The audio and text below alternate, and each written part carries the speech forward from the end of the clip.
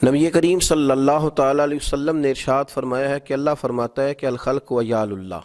फरमाया ये जो सारी मखलूक है ना, ये अल्लाह का ख़ानदान है, ये अल्लाह का कुंबा है।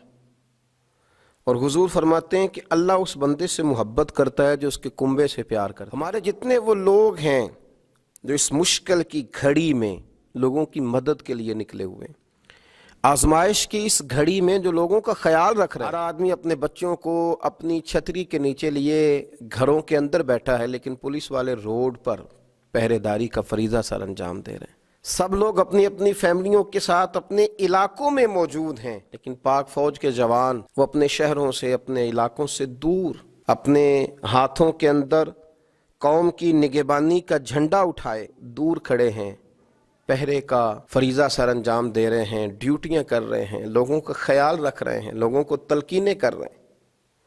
और फिर हमारा रेस्क्यू कामला जो लोगों को तिब्बी इमदाद भी दे रहा है, लोगों को हॉस्पिटल में भी ले जा रहा है।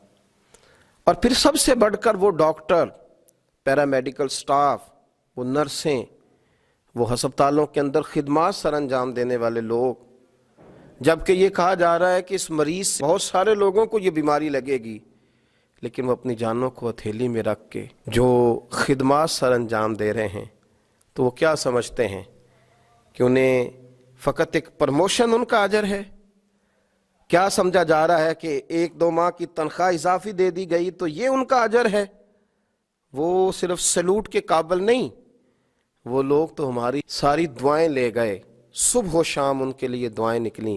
हमने अपने रब करीम की बारगाह में अर्ज़ की, अल्लाह उन्हें बड़ा ही नवाजना, उन पर बड़ा ही फजल करना, अल्लाह उनकी आने वाली बहुत सारी नस्लों पे भी रहमत के दरवाजे खोल देना।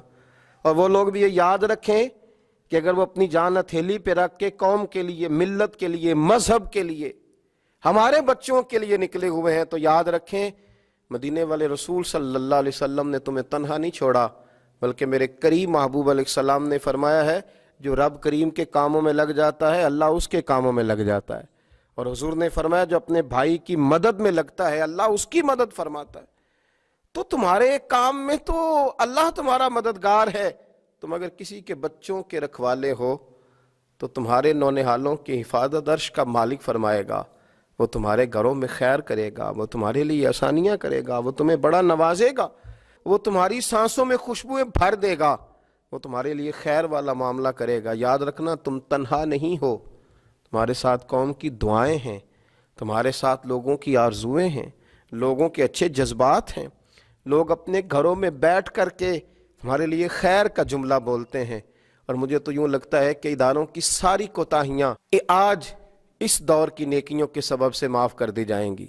अल्लाह उन पे रहमतें फरमा देगा, अल्लाह उनके लिए करम नवाजियाँ करेगा, उनके लिए आसानियाँ हो जाएंगी। कौम का हर फर्द तुम्हें सलाम करता है। मेरे जैसे कई लोग जब मुसल्लों पे सर झुका के उठते हैं और अपने मालिक से जब अपने लिए, अपनी औलाद के लिए, अपने अहबाब के लिए खैर मांगने लगते हैं, तो तुम्हारे लिए खैर मांगते हैं, तुम्हारे लिए ताकतें मांगते हैं, तुम्हारे लिए कुव्वतें मांगते हैं, तुम्हारे लिए रब करीम की बारगाह से फजल की दुआ करते हैं। याद रखना मालिक तुमसे बड़ा ही राज़ी होगा, वो तुम्हें बड़ा नवाजेगा।